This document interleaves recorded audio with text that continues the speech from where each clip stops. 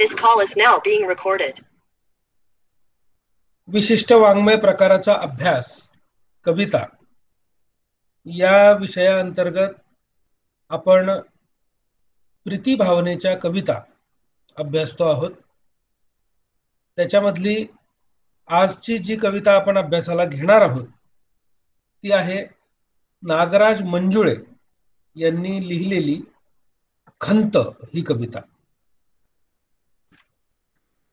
प्रीती भावनेच्या कवितेमध्ये तुम्ही पाहिलं असेल की प्रीती भावनेच्या कविता या स्त्री पुरुष संबंधांना विशद करणाऱ्या कविता आहेत।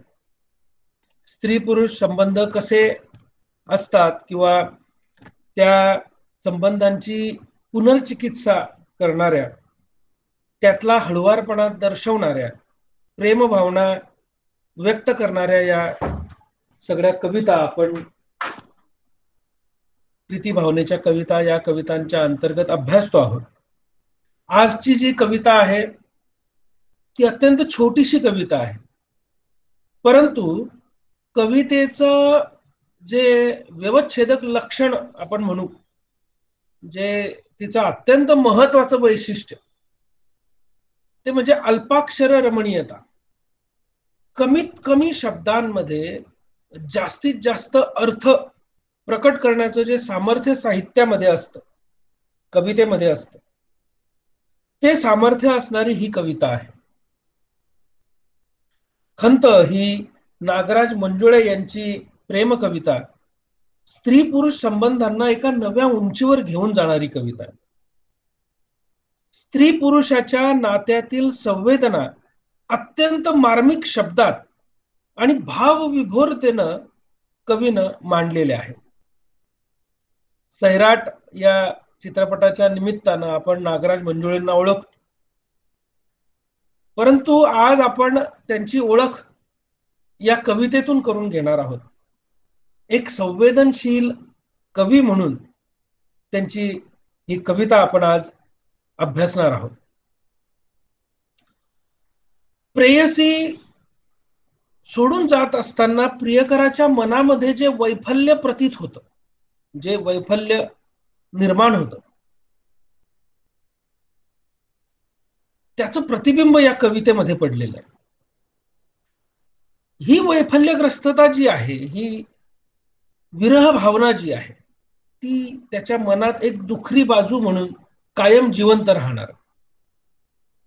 तो कायमच आपल्या प्रेयसीच्या प्रतीक्षेमध्ये असणार आहे। त्याच्या संपूर्ण जगण्याला व्यापून असणारी त्याची ही प्रेयसी, तिने आपल्याला सोडून जाण्याआधी तिचा अंश आपल्यामध्ये ठेवला असता तर बरं झालं असतं,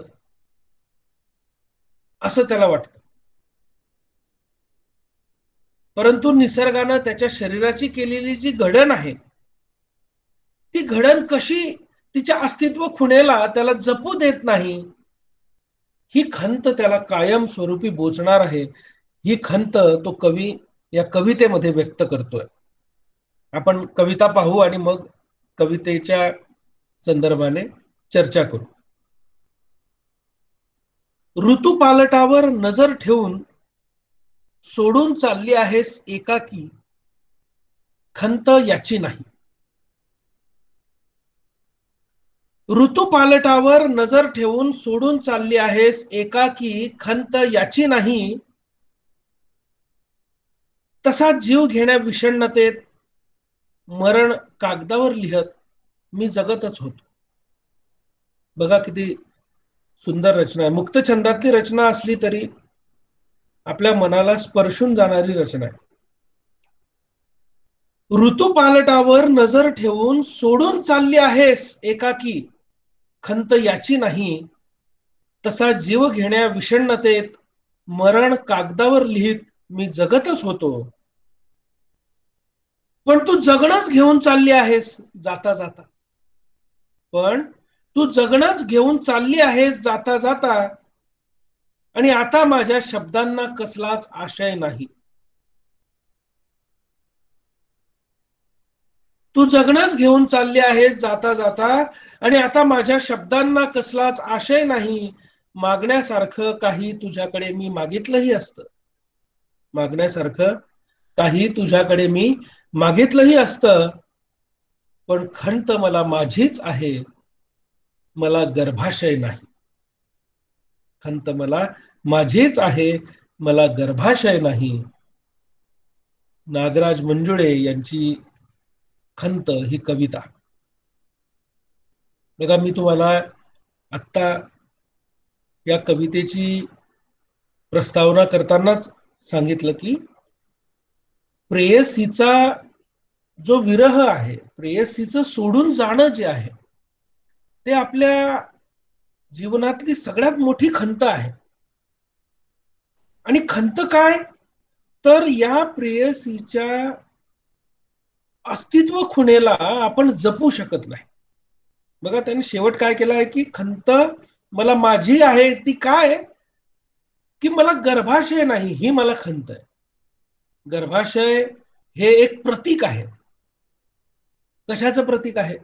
नवनिर्मितीचं. बघा, स्त्रीकडे, स्त्री ही सृजनशील असते, तिच्याकडे गर्भाशय असतं, ती नवीन निर्मिती करू शकते, जन्म देऊ शकते. ती सृजनशीलता निसर्गदत्त आहे, निसर्गानं दिलेली आहे. ती सृजनशीलता पुरुषाकडे नाही, नवनिर्मिती तो करू शकत नाही. आणि म्हणून कुठेतरी प्रियकर प्रेयसी या नात्यापासून बाजूला होऊन त्याची व्याप्ती एक स्त्री आणि पुरुष यांच्यापर्यंत घेऊन जाणारी ही कविता आहे. पहा, स्त्री पुरुषाच्या नात्यातल्या ज्या संवेदना आहेत, प्रियकर प्रेयसीच्या प्रेम संबंधातल्या ज्या संवेदना आहेत, त्या कवीनं इथं मांडलेल्या आहेत. कवी म्हणतोय की ऋतुपालटावर नजर ठेवून सोडून चालली आहेस एकाकी. प्रेयसी सोडून गेल्यावर तो एकाकी पडलेला आहे. आणि त्याच्या कवी मनानं ती सोडून जात असतानाच्या ज्या भावना आहेत त्या कागदावर मांडलेल्या आहेत. पहा, त्याच्या मनातली जी विषण्णता आहे ती जीवघेणी आहे. त्यातून तो तिच्या विरहामुळे, तिच्या अचानक सोडून जाण्यामुळे जिवंतपणीच मरण यातना सोसतो आहे. या यातना त्याच्या मनातील स्नेहभावाला बाजूला सारून त्याला त्याच्या जगण्यापासून दूर लोटत आहे. या मरण यातना अत्यंत वेदनादायी, अत्यंत दुःखद अशा आहेत. आपली प्रेयसी ही आपल्या जगण्यातला आनंद आहे, आपल्या जगण्यातलं चैतन्य आहे, आपला श्वास आहे. आणि तीच आता आपल्याला सोडून गेली तर आपण जगायचं कसं? ती सोडून गेली तर आपण जगायचं कुणासाठी, हा प्रश्न त्याला पडतोय. आणि म्हणून तो म्हणतोय की जीव घेण्या विषण्णतेत मरण कागदावर लिहत मी जगतच होतो, पण तू जगणंच घेऊन चालली आहेस जाता जाता. ती जर निघून गेली आपल्या आयुष्यामधून तर आपल्याला जगता येईल का?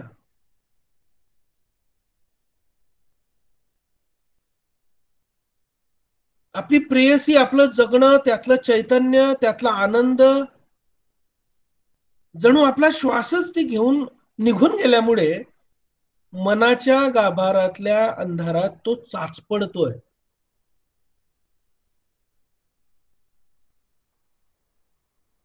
ही विरह भावना प्रेयसीने आपल्याला सोडून जाण्याची ही जी भावना आहे ती त्याला पेलवता येत नाहीये. तो स्वतःला शोधतोय. प्रेयसीच्या अस्तित्वाला शोधतो आहे. ती गेल्यानंतर त्याच्या मनामध्ये उत्पन्न झालेल्या भावनांना कागदावर मांडून त्याच्या मनातल्या जीव घेण्या विषण्णतेतून तो तिच्या प्रेमाला शोधू पाहतोय. तिच्या अस्तित्वाची खूण शोधतोय.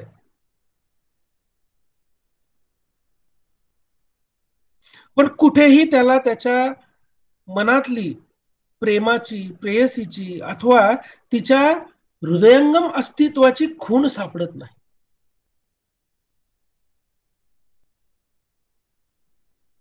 निर्व्याज प्रेमाची पखरण करणारी, स्वतःचं जगणं आपल्यावर उधळून लावणारी आपली प्रेयसीच आता आपल्या जगण्यातून निघून गेली आहे म्हटल्यानंतर त्याचं आयुष्य त्याला भकास वाटू लागतं.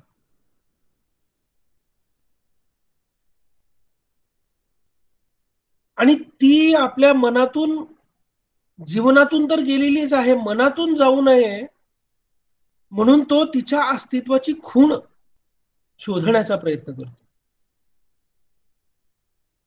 मग ते शोधत असताना तो तिच्याबद्दलच्या भावना कवितेच्या माध्यमातून, शब्दांच्या माध्यमातून मांडू पाहतो. तर त्याच्या लक्षात येतं की आता माझ्या शब्दांना कसलाच आशय नाही,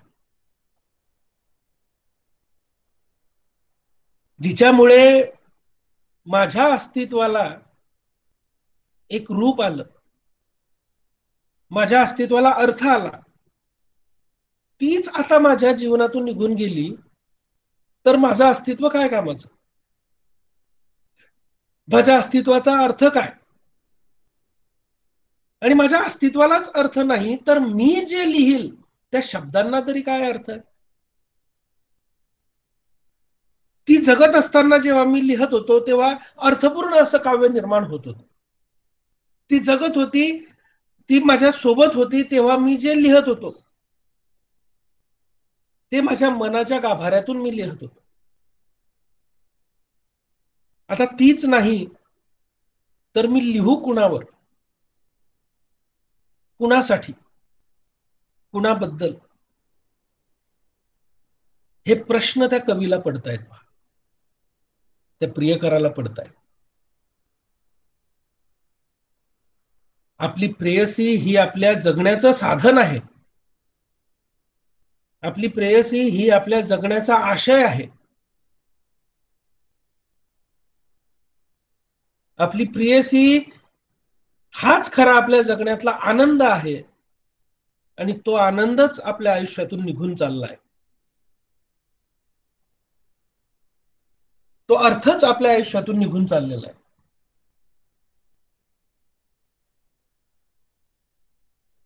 म्हणून तो विषण्ण झालेला आहे. आणि म्हणून तो म्हणतोय की ऋतू पालटावर नजर ठेवून सोडून चालली आहेस एकाकी, खंत याची नाही. तसा जीव घेण्या विषण्णतेत मरण कागदावर लिहत मी जगतच होतो. पण तू जगणंच घेऊन चालली आहेस.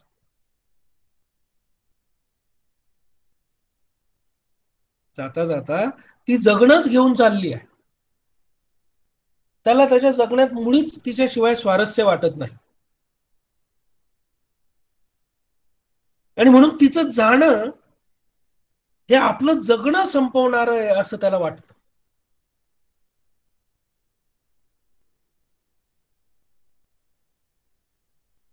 तिचं जाणं म्हणजे आपल्या आयुष्याचा अर्थच निघून चाललाय असं त्याला वाटतं. आणि म्हणून प्रेयसी नुसती आयुष्यातून गेली नाही तर कागदावर उतरवलेल्या कवितांच्या शब्दातूनही निघून गेल्याची खंत त्याला आहे. त्याला माहितीये की जोपर्यंत ती त्याच्या आयुष्यामध्ये आहे तोपर्यंत तो जे करेल त्याला खूप मोठा अर्थ आहे, तो जे लिहील त्याला अर्थ आहे. पण आता ती गेली आहे म्हटल्यानंतर त्या सगळ्या गोष्टी त्याला निरर्थक भासू लागतात. आणि म्हणून तो म्हणतोय की आता माझ्या शब्दांना कसलाच आशय नाही, कारण तू जाता जाता जगणंच घेऊन चालली आहेस माझं. म्हणून त्याच्या कवितांना, शब्दांना आता कसलाही अर्थ उरला नाही. त्याच्या भाव संवेदना पोरक्या झाल्या आहेत. त्यानं आजवर जे लिहिलं होतं बघा, एक एका लेखकानं म्हटलंय की पाण्यात पडला की पोहू लागतो, प्रेमात पडला की लिहू लागतो. कविता लिहिणं हे काही शिकावं लागत नाही. आपल्या मनामध्ये उचंबळून येणाऱ्या भावनांना शब्दांच्या माध्यमातून वाट मोकळी करून दिली की आपोआप कविता निर्माण होते.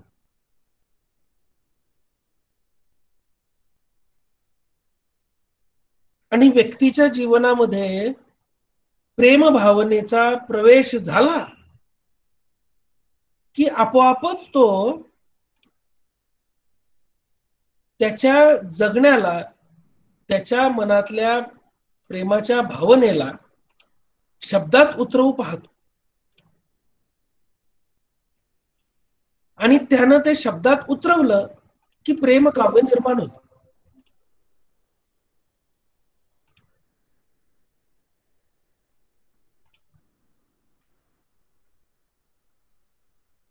आणि म्हणून त्यानं आजवर जे लिहिलं होतं ते त्या प्रेयसीच्या प्रेरणेतून होतं.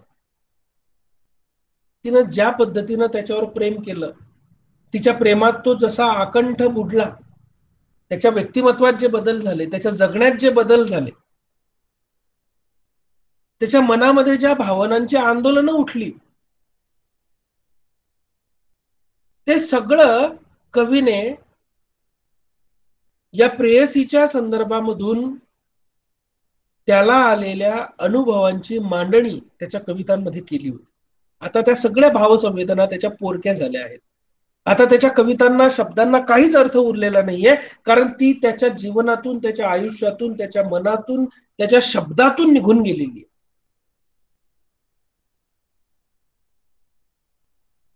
आता ती त्याच्या आयुष्यात नाही, म्हणून तो अत्यंत दुःखी झालेला आहे. कारण त्याच्या जगण्याची प्रेरणाच तिच्यासोबत निघून गेली. म्हणून तो म्हणतो की मी जगतच होतो, पण तू जगणंच घेऊन चालली आहेस.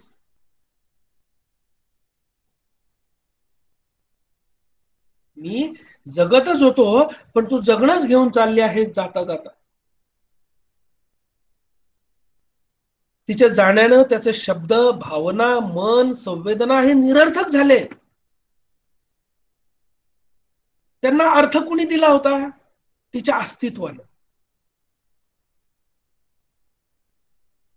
पण आता ती निघून गेल्यामुळे ते सारे अर्थ, साऱ्या संवेदना, सगळी तरलता तिच्या जाण्यामुळे संपून गेलेली,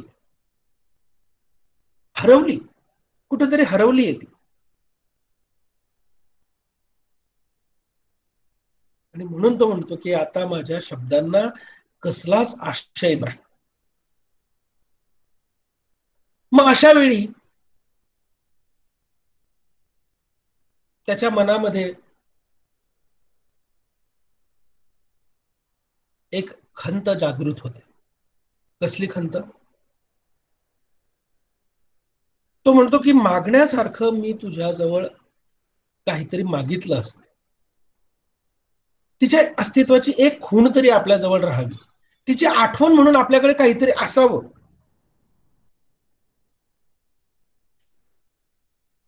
आणि तिच्या आठवणीसाठी म्हणून तो म्हणतो की मागण्यासारखं तुझ्याकडे मी मागितलंही असतं काही. काय देऊ शकली असती ती? अशी कोणती खूण ती आपल्याला देऊ शकेल? तर ती म्हणजे आपल्यातील नवसर्जन जे होईल तेच तिच्या अस्तित्वाला कायम आपल्या जवळ ठेवू शकेल.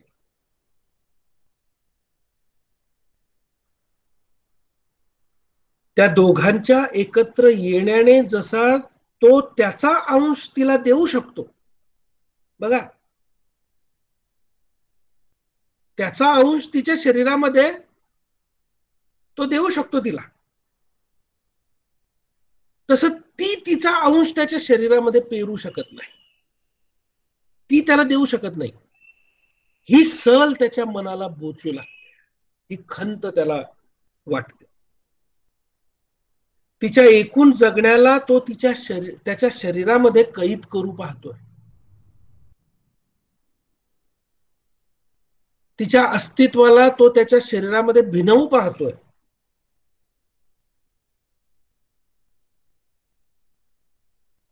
पण ते त्याला शक्य होत नाही, कारण त्याला गर्भाशय नाही, नवसर्जनाचं वरदान त्याला नाही, जे तिच्याकडे आहे. ही त्याची मोठी खंत आहे. कारण गर्भाशय हे निर्मितीचं साधन आहे. स्वतःला समर्पित करून दुसऱ्याच्या अस्तित्वात विरघळून गेल्यानंतरची जी नवनिर्मिती आहे ती गर्भाशयातूनच होते. स्वतःला दुसऱ्याच्या अस्तित्वात विरघळून टाकणं, इतकं समर्पणाची भावना. आणि दुसऱ्याच्या अस्तित्वात विरघळून गेल्यानंतर होणारी जी नवनिर्मिती आहे ती गर्भाशयातून होते. ते द्वार त्याच्याकडे नाही, म्हणून तो तिची कुठलीही अस्तित्व खून जपून ठेवू शकत नाही. ही हतबलता त्याच्या जीवाला लागली आहे. ही खंत त्याला मोठ्या प्रमाणावर जाणवते आहे.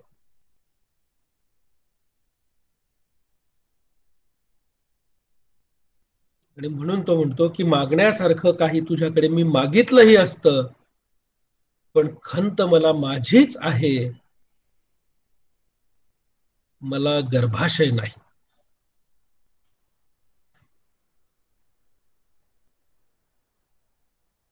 आपल्या प्रेमाच्या, आपल्या प्रेयसीच्या, तिच्या अस्तित्वाच्या संदर्भानं विरह भावनेनं व्याकुळ झालेल्या मनामध्ये निर्माण झालेली भावनांची जी आंदोलनं आहे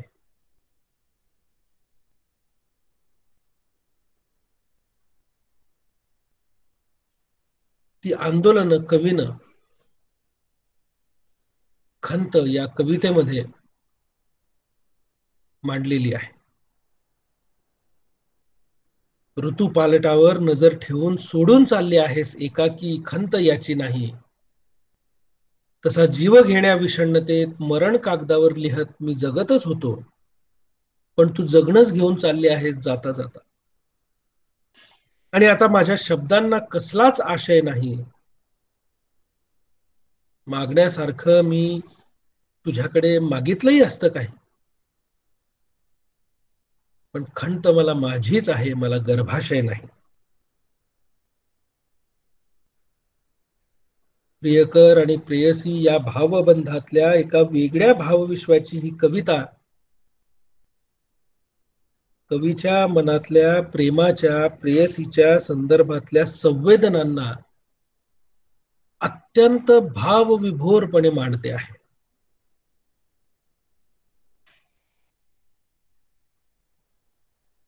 या कवितेच्या माध्यमातून कवीने लौकिकाकडून अलौकिकापर्यंतचा प्रवास केलेला आहे. पहा, ही कविता वाचत असताना चाफा या कवितेची आठवण होती. म्हणजे चाफा या कवितेमध्ये सुद्धा लौकिकाकडून अलौकिकापर्यंतचा प्रवास आहे. म्हणजे लौकिक अर्थानं प्रियकर आणि प्रेयसी असणारे आजचे या भूतलावरचे एक प्रियकर प्रेयसी एक जोडपं, त्यांचा त्या कवितेतला प्रवास ऍडम आणि ईव, पृथ्वी तलावर देवानं जन्माला घातलेलं पहिलं स्त्री पुरुष यांच्यापर्यंत हा सगळा प्रवास त्या कवितेमध्ये होतो. या कवितेत तशीच भावना कवीनं अभिव्यक्त केलेली आहे. लौकिकापासून अलौकिकापर्यंतचा प्रवास.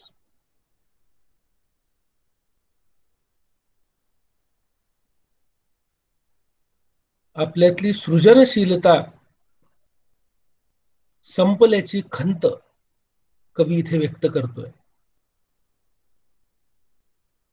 ही सृजनशीलता कोणी निर्माण केली होती?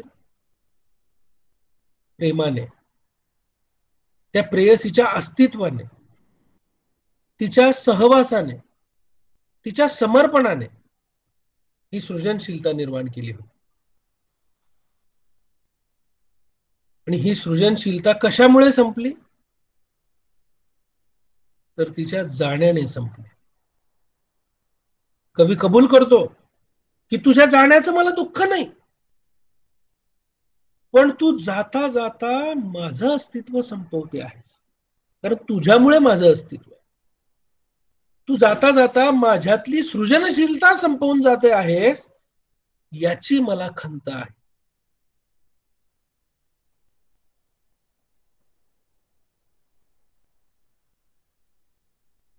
नागराज मंजुळे यांनी अत्यंत सुंदर अशी ही कविता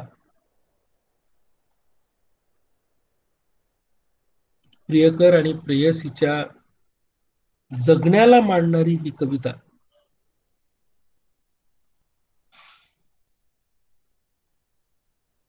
प्रियकराच्या मनामध्ये दाटलेली खंत व्यक्त करणारी ही कविता लिहिलेली आहे.